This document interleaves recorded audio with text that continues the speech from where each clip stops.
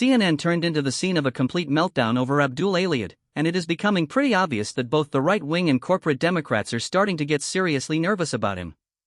In this video, we're going to break down a few clips featuring Tara Setmayer taking apart a MAGA talking point, and we've also got another appearance from Captain Eyebrows that you definitely won't want to miss. I'll also share my own thoughts on everything that happened, so let's go through it all and break down exactly what went down. Tonight, Republicans are going all Kendrick Lamar on Democrats. To paraphrase, they're not like us.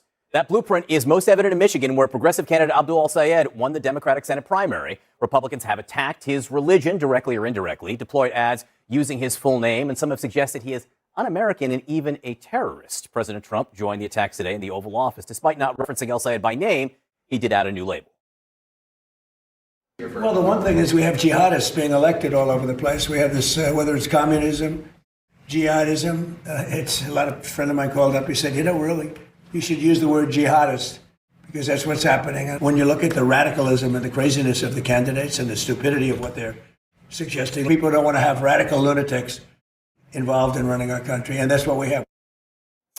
This weekend, President Trump posted an image online describing two very different Americas, one of Trump and his wife Melania, the other of al-Sayed and his wife. Al-Sayed responded to this on Sunday. What was your response when you saw that? Yeah, he's right. One in which your overlords are two people who don't like each other but joint in the interest of making billions of dollars off of you, or two people who genuinely love each other, enjoyed some pancakes together, want to come together to build the kind of America where they can raise a family and know that that family is going to have the good things. So yes, you got two different visions of America. Donald Trump's vision is the one you're living in right now. Can you afford your gas? Can you afford your groceries? Do you believe when you look your kids in the eye that they're going to have a better future than you did? All right, so that was al-Sayed's response. Now, if what the president was saying was too subtle for you, Nancy Mace, Republican member of Congress from South Carolina, tweeted over the weekend, quote, "Every single Muslim holding public office in America is a Trojan horse and a threat to both national security and our republic. We refuse to be silent." You're shaking your head back and forth. That's ridiculous. Nancy Mace is irrelevant. She's on her way out of Congress while the Republican Party is purging its people who make anti-Muslim comments. Whether it's the president? Oh, well, he's 100% right about the fact that Abdul al-Sayed is a jihadist sympathizer, but I'll get to that. Give me 1 second. Okay, Nancy Mace is making gross comments about Muslims. It's terrible. It has no place in the Republican Party. Andy Ogles was just primaried and defeated, who made similar gross comments about Muslims over the years. Thomas Massie, who made gross comments about Jews in Israel, was just excised from the GOP. Meanwhile, what do you have in the Democratic Party? You do have people like Abdul al-Sayed, who, when he was asked about Islamist terror massacre that nearly unfolded in my hometown at a synagogue just down the street from where I grew up, his response was to tell his campaign that it was a risk for him to offer any condemnation whatsoever, and that it was really just the result of hurt people who hurt people, because Israel had done something in the Middle East, thousands of miles away, to this guy's family or something. That is absurd. That is offensive. And I can tell you personally that I know hundreds of Democrats in the Metro Detroit area who have never voted for a Republican in their life who will this November, because Abdul al-Sayed is an Islamist sympathetic, communist adjacent, hardline extremist radical. And there's no place for him in American public life. And a lot of Democrats believe so as well. A lot of Haley Stevens voters believe so as well. Words like adjacent and sympathizer are doing a lot of work there to try to smear a candidate with beliefs that he does not actually hold. I am smearing a candidate 100%. The point here is that, for example, President Trump describing him as a jihadist. There is nothing in his record that suggests he is a jihadist. Excuse me. When the Iranian Supreme Leader was killed by the American military in a successful operation, Abdul an obvious dog whistle to religious prejudice. No, it's a prejudice toward Islamism. To bigots who don't want to elect a Muslim or an Arab. Excuse me, you're not contending with the reality that he is out there defending the actions of religious extremists who carry out terrorism in his name. I just got done condemning stupid Republicans who are making stupid comments about Muslims. My boss is Muslim. I work at a leading public policy think tank in the American right. I am doing Donald Trump now. Donald Trump gets it right when he calls Abdul al-Sayed someone who is sympathetic to jihadists. That was unconstitutional. We are not talking about the Muslim ban. That was in 2017. You got very animated. You're very upset. Trump did not simply call him someone who was sympathetic to jihadists. Trump directly labeled him a jihadist, and there is a very important distinction between those two statements. That were made. But you are not that upset when Donald Trump does it. I'm not understanding. Well, you'll have to forgive me because Donald Trump didn't try to ram an explosive-laden truck into a synagogue with 140 preschoolers in it in my hometown. That was the guy who Abdul al-Sayed was accusing. One at a time. But where is that smoke for Donald Trump? I have it. I'll provide it. I'll give it to you. You just did not. When he instituted a Muslim ban unconstitutionally. That was in 2017. It's not the topic we're talking about. It was one of the first things he did, but he still did it. Okay. It wasn't a religious ban. Yes, It was. No, it wasn't. Okay, guys. We're going to do one at a time, else we're going to go to break here. So, Tara, you first. Thank you. The Muslim ban. The whole countries, the attacks on Somalis and their religion and all the Ilhan Omar. You can when did Trump attack Hang on. Go ahead, Tara, finish. I mean, my God. You're if you guys don't want to listen because you're hypocrites. No, you're just getting the facts wrong. time and You try to overtalk me because again. you don't want to hear the truth about the fact that you are not willing to call Donald Trump say about Somali's religion? What did Donald Trump say about Somali's religion? 10 seconds, and we'll go around the table. Jesse, go ahead. About him going after Somalis and Muslims. I yield my time back to Tara to ask what Donald Trump said about Somali's religion. Shutting up so I can actually get a sentence out. Like, I'm not going to give you credit for being quiet so I can finish. Go ahead. We'll go on. So the guy arguing with Tara Setmayer is named Jesse Arm, and I actually love that Tara Setmayer pushes back here, but she makes a mistake that people on these shows make all the time, and I have pointed this out many times in my videos. She talks about them being hypocrites, and Tara Setmayer is absolutely right that MAGA is filled with hypocrisy. They constantly say, yeah, but what about Biden, whenever Trump does something similar, and then they make excuses for Trump while immediately condemning Biden or whoever the Democrat happens to be.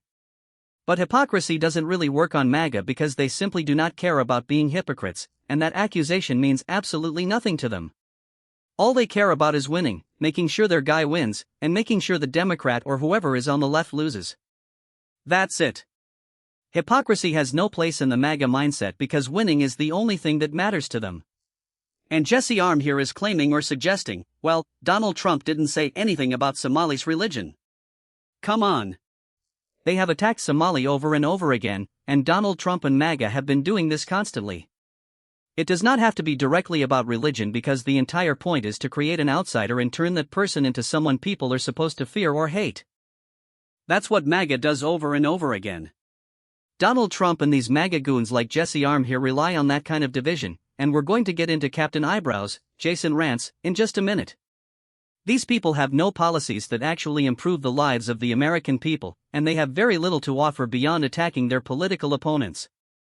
Donald Trump is just there to loot the country, and because they need to win elections, they have to come up with labels like, oh, Abdul Aliad, he's an Islamist and a communist.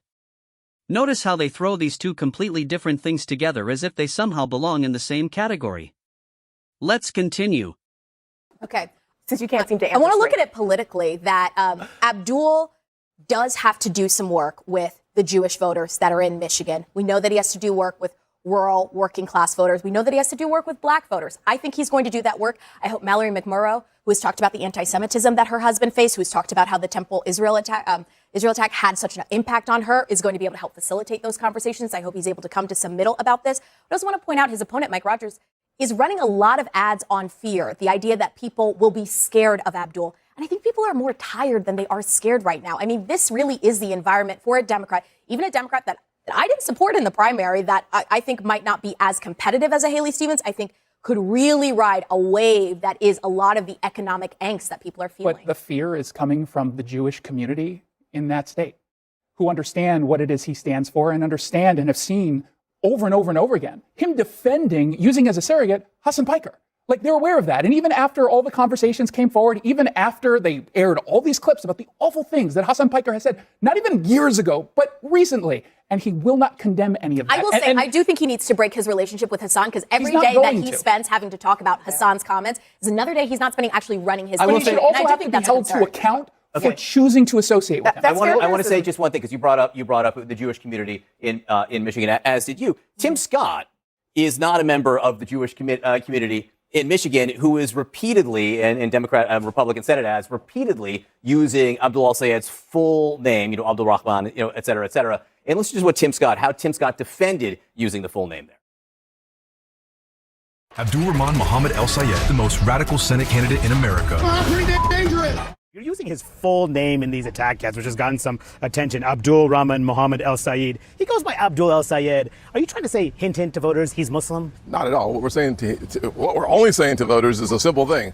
He says he's the most dangerous candidate you can find. He's right. We should trust. I like how this idiot Tim Scott just turns straight to the camera and says this. Not ours. But why not just use his name, Abdul al-Sayed, which he goes by? Well, listen, I go by Timothy Eugene, and so I get called that all the time. Here's what I know with that question. It's about what he stands for.